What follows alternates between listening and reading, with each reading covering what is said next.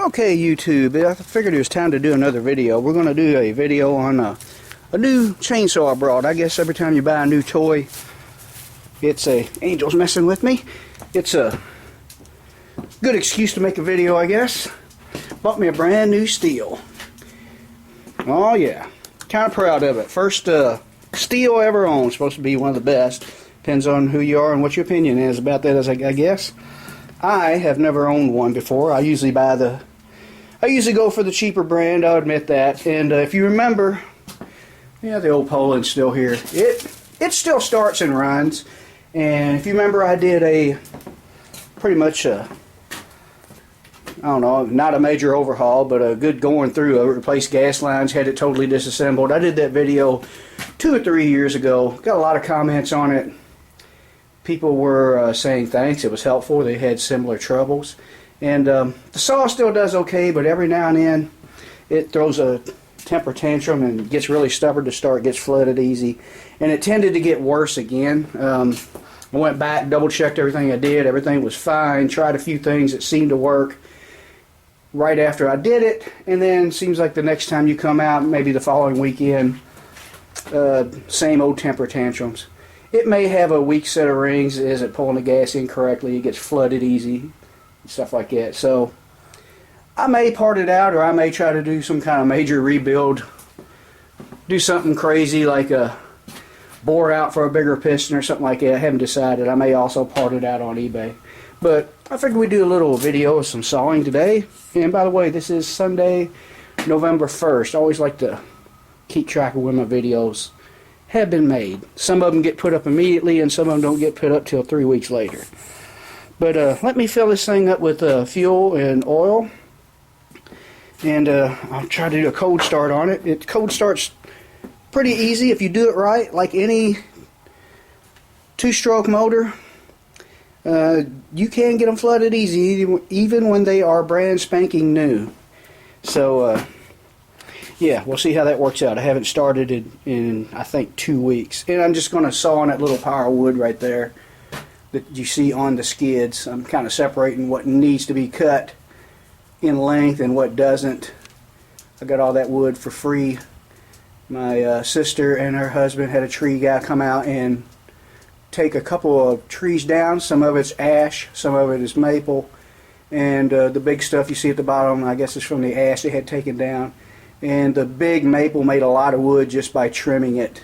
They live in a neighborhood subdivision, and it was getting out of control. So had a lot of limbs taken off of it, and I got the free wood. Usually I go through Craigslist, but this year I got all the free wood I needed from my sister, and I won't even use this year. Oops, I'm playing around with the focus. But I had to take down another big cherry tree. I wish I'd done a video of it. It was a pretty cool takedown. Let's see. I don't see if the camera will focus. See how I had to cut that stump right there at an angle because it was right at the fence. That was a dangerous tree to take down. If you can see that from here when I focus in again, it was a pretty good sized diameter tree. It was just as tall as those big pines there, which I'm guessing are probably 70 feet tall. I could be wrong. That's just my quick guess. I'm not a tree guy, so I'm not quick at estimating tree heights. But the trunk was split, and every time the wind blow, it would twist. I mean, it was split wide enough where you could fit your hand in there. Not that I did that on a windy day. That would be terrible to get your hand pinched by a huge giant tree. Anyway, let me show you this saw real quick.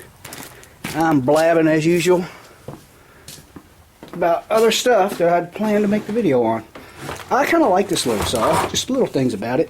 And by the way, I know these are expensive saws, probably one of the most expensive ones you can buy, I guess. There may be other brands that are higher, but I got this one on sale. It's the MS250. Normally, I looked around online and I found them ranging anywhere from $359 to $390. And there's a Tractor Supply place here in Louisville, not Tractor Supply, but it was called Louisville Tractor Parts or something like that. It's in the Bluegrass Industrial Park area, just outside of Jeffersontown. And they had a sale on these. Actually, it was a clearance sale, I guess, because they said they're not going to make this. They stopped making this model maybe last year. And I got this one for $2.99, brand new. They even started it up for me right there in the shop, which I liked. That way they can't accuse me of not doing something right if it did not want to start. And, okay. Alright, well, let me see. Okay, what was I going to say? Oh, yeah. Here's your choke. What they told me, let's see, to choke it all the way, you have to pull the trigger and then push it all the way down. And they tell you, and the starting procedure is supposed to be, crank it a few times in choke. When it acts like it wants to hit, immediately take it off a choke. Because if you keep trying to start it, you can pull the trigger and it'll pop into half choke. Because if you keep trying in full choke, you will flood it.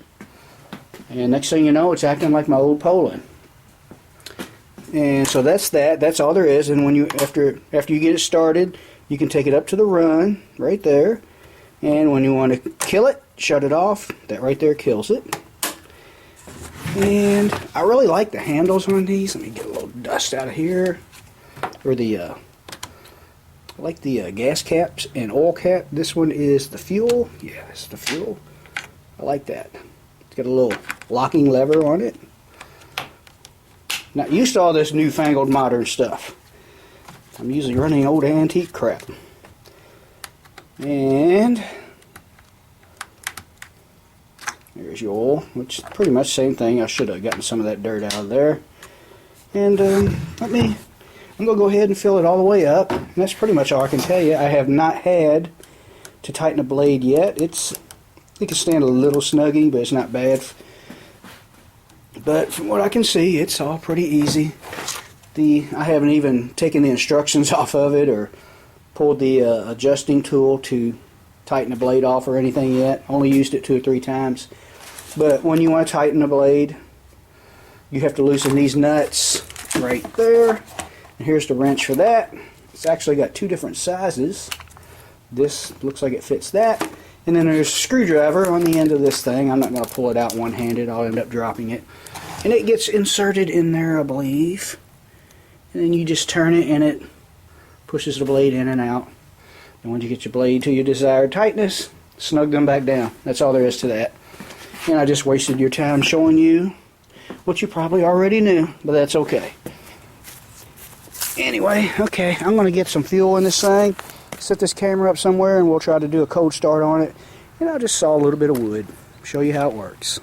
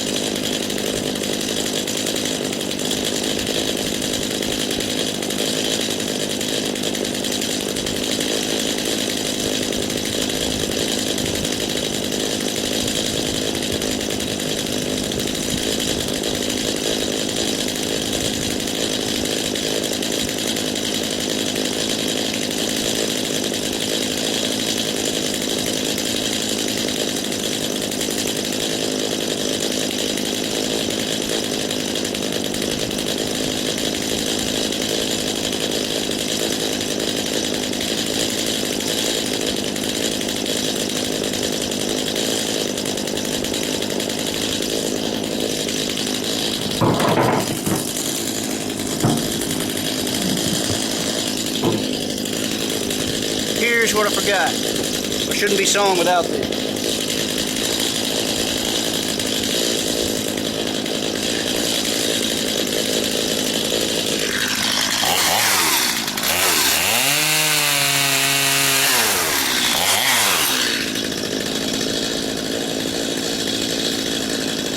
Better make sure you can see me after I move the camera. Yep, you should be able to.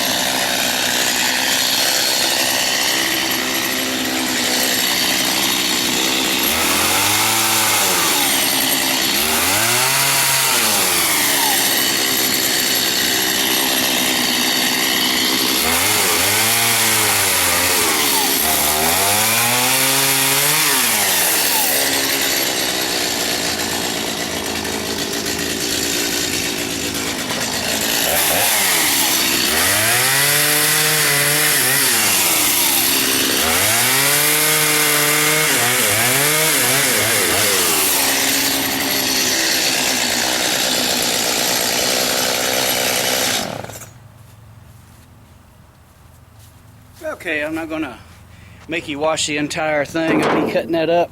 I don't know how long that took. I may end up fast forwarding that. Forwarding it. Sorry, I'm out of breath, not talking very good. Can't believe that got me out of breath.